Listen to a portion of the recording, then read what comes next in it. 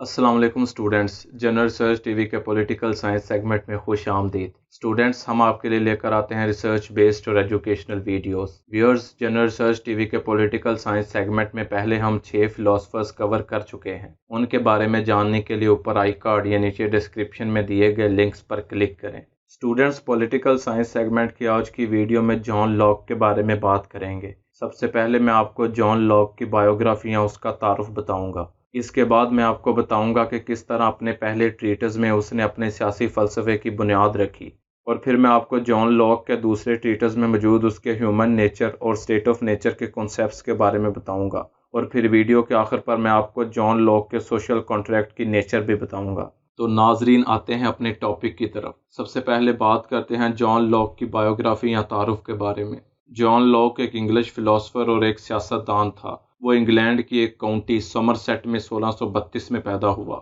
Civil war के दौरान उसके वालिद पार्लिमानी फौज में थे।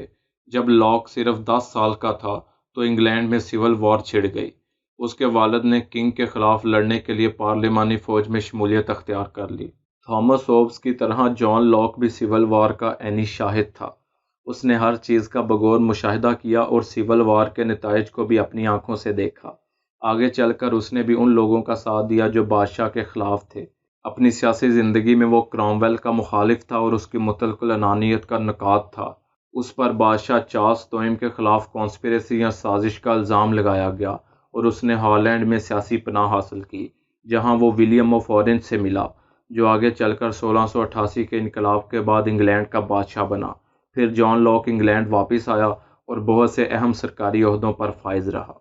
इसके बाद वो अपने हुकूमती ओहदों से रिटायर हो गया और 1704 में उसकी वफ़ात हो गई। अपनी ज़िंदगी के इस दौरानिए में उसने डिप्लोमेट और सिविल सर्वेंट के तौर पर ज़िम्मेदारियां सर अंजाम दी। वो माशरती और सियासी ज़िंदगी के तमाम शुबाजात के मुतल्लिक़ अमली तजर्बा रखता था। उसके इसी तजर्बे ने उसे हर चीज़ के हकीकी पस मंज़र के बारे में जानने के काबिल बनाया। इसलिए लॉक के सियासी फ़लसफ़े के पीछे ये सब असबाब और असरात मौजूद हैं। व्यूअर्स, अब बात करते हैं जॉन लॉक के सियासी फ़लसफ़े के बारे में। स्टूडेंट्स, जॉन लॉक ने अपने सियासी फ़लसफ़े की बुनियाद रखने के लिए 2 ट्रीटिस लिखे। सबसे पहले बात करते हैं पहले ट्रीटिस के बारे में। पहले ट्रीटिस में लॉक ने सबसे पहले सर रॉबर्ट फिल्मर और उसके पैरोकारों के सियासी फ़लसफ़े में गलतियों की निशानदही की। पहला ट्रीटिस उसने ख़ास तौर पर फिल्मर की थ्योरी को रद्द करने के लिए लिखा, जो थ्योरी फिल्मर ने अपनी किताब पैट्रियार्का में पेश की थी। फिल्मर शाही मुतलकुल अनानियत का हामी था और 1653 में उसकी वफ़ात हुई। फिल्मर मुतलकुल अनानियत का इसलिए दाई था कि वह शहरियों और बादशाह के तल्लुक़ को खुदा और इंसानों के तल्लुक़ के साथ तशबीह देता था। उसके मुताबिक जिस तरह खुदा मुतलकुल अनान है और इंसान को हर हाल में खुदा की पैरवी करनी है, बिल्कुल उसी तरह बादशाह को भी मुतलकुल अनान होना चाहिए और शहरियों को चाहिए कि वो उसकी पैरवी करें। लॉक ने फिल्मर की गैर अकली मंतक पर हमले किए और वो फिल्मर की थ्योरी में मौजूद गलतियों की निशानदही करने में काफ़ी हद तक कामयाब भी हो गया। फिल्मर की थ्योरी की दरअसल बुनियाद ये थी कि एक इंसान हमेशा फितरत में नहीं बल्कि एक माशरे में पैदा होता है और हर माशरे में एक तंजीमी ढांचा होता है और उस तंजीमी ढांचे में एक सॉवरन होता है जिसके पास सारे इख्तियारात होते हैं। व्यूअर्स, हॉब्स के नज़दीक लॉज ऑफ नेचर एग्जिस्ट नहीं करते क्योंकि लॉज का तल्लुक इन्फोर्समेंट या नफाज से होता है, और फिल्मर के मुताबिक भी लॉज ऑफ नेचर एग्जिस्ट नहीं करते क्योंकि इंसान हमेशा एक सोसाइटल हिरार्की या माशरती ढांचे में पैदा होता है।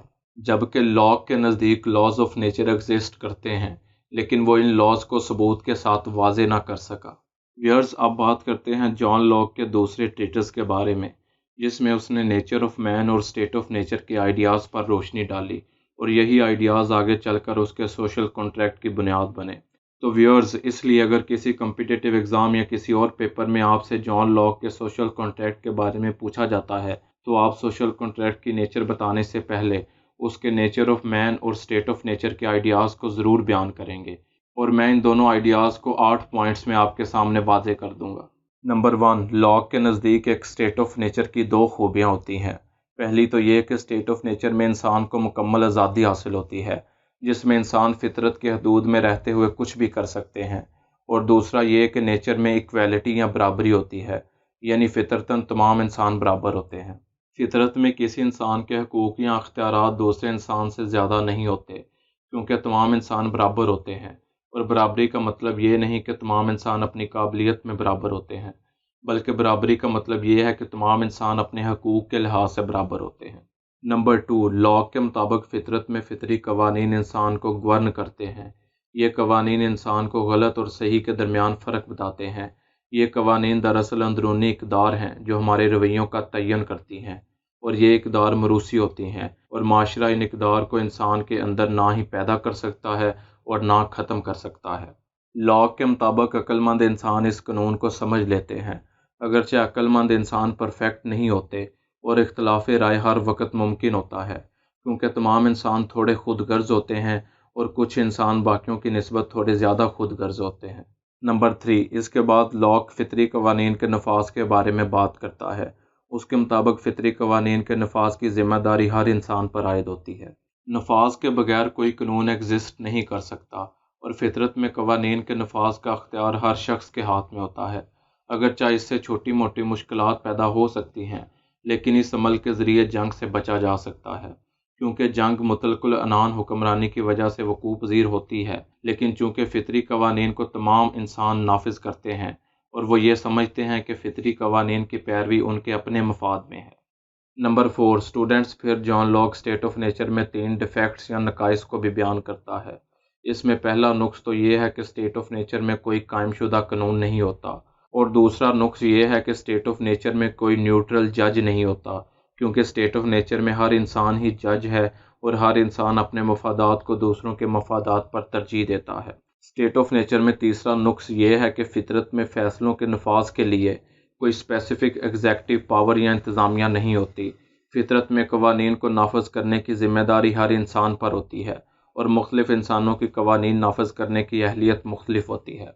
नंबर 5, जॉन लॉक के नज़दीक एक अच्छे माशरे के लिए ज़रूरी है कि बाहमी मशवरे के ज़रिए तय कर लिया जाए कि कौन सी इक़दार इखलाकी हैं और कौन सी गैर इखलाकी, क्योंकि लोग उस वक़्त तक पुरअमन ज़िंदगी नहीं गुजार सकते जब तक वो इखलाकी और गैर इखलाकी इक़दार में तमीज़ न कर लें। नंबर 6, स्टूडेंट्स लॉक के नज़दीक इखलाकी कवानीन या इक़दार लॉ ऑफ नेचर में मौजूद हैं जो हम तक खुदाई फरमान के ज़रिए नाजिल होते हैं। सवाल फिर ये पैदा होता है कि इन खुदाई कवानीन को समझा कैसे जा सकता है।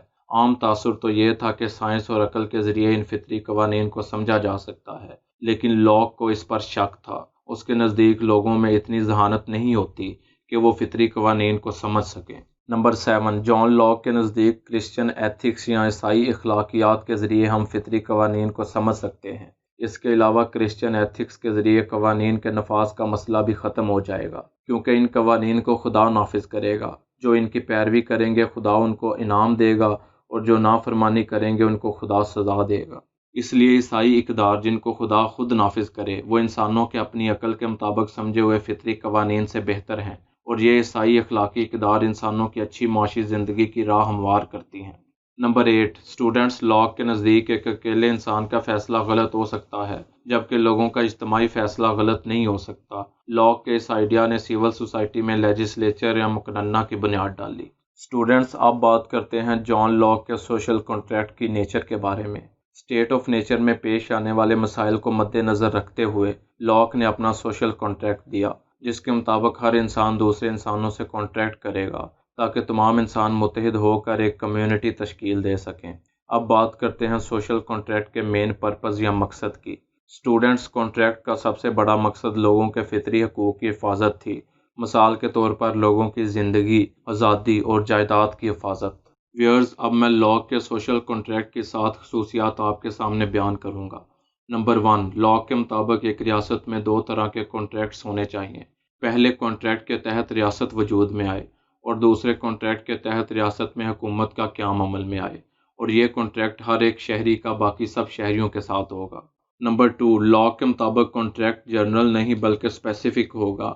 इससे मुराद ये है कि कॉन्ट्रैक्ट के अंदर एक शहरी अपने सारे हकूक़ तर्क नहीं करेगा, लेकिन वो सिर्फ कुदरती कवानीन की तशरीह करने और उनको नाफिज करने का हक तर्क करेगा, और वो हक वो हुकूमत को देगा। इस लिहाज से कॉन्ट्रैक्ट स्पेसिफिक या मखसूस होगा, क्योंकि वो इसमें अपने एक ही मखसूस हक को तर्क करेगा। नंबर 3, लॉक के मुताबिक इस कॉन्ट्रैक्ट से बनने वाला सॉवरन कभी भी एब्सोल्यूट या मुतलकुल अनान नहीं होगा, क्योंकि इस कॉन्ट्रैक्ट में लोग अपने हकूक़ किसी एक शख्स के हवाले नहीं करते, बल्कि वो अपने हकूक़ सारी कम्युनिटी के हवाले कर देते हैं। इसलिए कम्युनिटी आला व बरतर हो जाती है। اور حکومت کو کچھ اختیارات دیے جاتے ہیں تاکہ وہ لوگوں کے حقوق کی حفاظت کر سکے۔ نمبر 4، یہ کانٹریکٹ کمیونٹی کے اقتدار اعلیٰ یا ساورن پاور کا بھی تعین کرتا ہے، اور اس کانٹریکٹ کے مطابق ریاست میں اقتدار اعلیٰ ایک شخص کے پاس نہیں ہوتا بلکہ ساری کمیونٹی یا معاشرے کے پاس ہوتا ہے۔ نمبر 5، لاگ پھر سوشل کانٹریکٹ میں نیچرل رائٹس یا فطری حقوق کی بات کرتا ہے۔ اس کے مطابق سوشل کانٹریکٹ کے تحت ریاست کے قیام کے بعد ہر شخص کے پاس قدرتی حقوق ہوں گے اور ریاست کا یہ فریضہ ہوگا کہ وہ ان قدرتی حقوق کی حفاظت کرے۔ نمبر 6، لاء کے مطابق کانٹریکٹ لوگ متفقہ طور پر اپنی رضامندی سے بنائیں گے، اس طرح گورنمنٹ مکمل طور پر شہریوں کی رضامندی سے بنے گی۔ نمبر 7، لاء کے مطابق کانٹریکٹ اٹل ہوگا۔ اس کا مطلب یہ ہے کہ کانٹریکٹ جب ایک دفعہ بن جائے تو اسے تبدیل نہیں کیا جا سکے گا، یعنی اس کانٹریکٹ میں آنے کے بعد لوگ دوبارہ اسٹیٹ آف نیچر کی طرف واپس نہ جا سکیں گے۔ تو اسٹوڈنٹس، یہ تھی جان لاک پر ہماری پہلی ایپیسوڈ۔ اس میں ہم نے آپ کو جان لاک کی بایوگرافی یا اس کا تعارف، اس کے ہیومن نیچر اور اسٹیٹ آف نیچر کے تصورات اور اس کے سوشل کانٹریکٹ کے تصور کے بارے میں بتایا، اور آگے آنے والی ویڈیو میں ہم آپ کو لاک کے معاشرے اور حکومت کے متعلق تصورات کے بارے میں بتائیں گے۔ اس کے علاوہ ہم آپ کو لاک کے ریولوشن یا انقلاب کے تصور، شہریوں کے حقوق کے متعلق اس کے تصورات اور ٹالرنس یا بردباری کے متعلق جان لاک کے تصور کے بارے میں بتائیں گے۔ تو سٹوڈنٹس، امید ہے آپ کو ہماری ریسرچ بیسڈ ایجوکیشنل ویڈیو پسند آئی ہوگی۔ اگر آپ کو ہماری ویڈیو پسند آئی ہے تو اسے لائک کریں، دوستوں کے ساتھ شیئر کریں، اور ہماری GR TV ٹیم کی حوصلہ افزائی کے لیے ہمارے چینل کو سبسکرائب کریں۔ شکریہ۔